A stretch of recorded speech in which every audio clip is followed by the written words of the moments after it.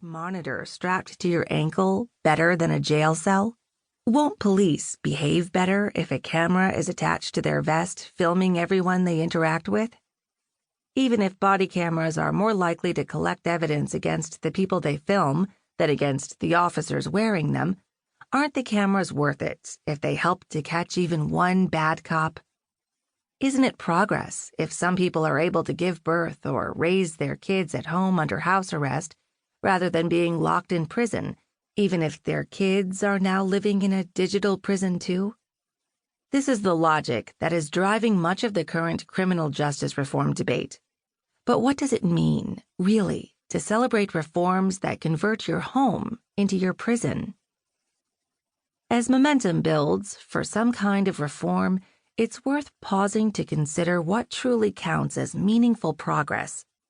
In this groundbreaking book, Maya Schenwar and Victoria Law invite us to wrestle with the difficult question and to consider the profound challenges we must face if we are to do more than simply reform the system of mass incarceration into another version of itself.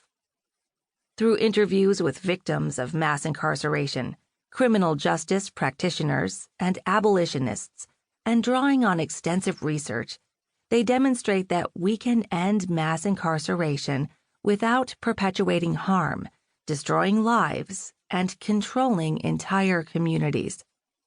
However, we must be careful not to embrace every policy advertised as a progressive reform, since they often contain hidden dangers.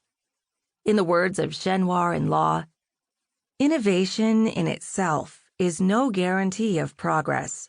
In so many cases, reform is not the building of something new, it is the reforming of the system in its own image, using the same raw materials, white supremacy, a history of oppression, and a toolkit whose main contents are confinement, isolation, surveillance, and punishment. This book is especially instructive for new and old converts against mass incarceration who are eager to move past condemnations of the current system and begin the work of reimagining what justice should look like in their own communities.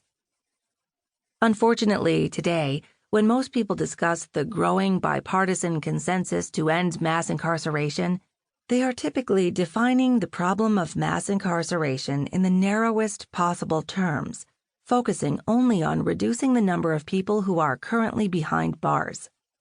Yet, if we limit our field of vision in this way, measuring progress solely by the number of people who are no longer locked in prisons or jails, we inevitably fail to take into account the millions of people who can be found in immigration detention centers or mental health facilities, as well as the tens of millions of people on probation or parole.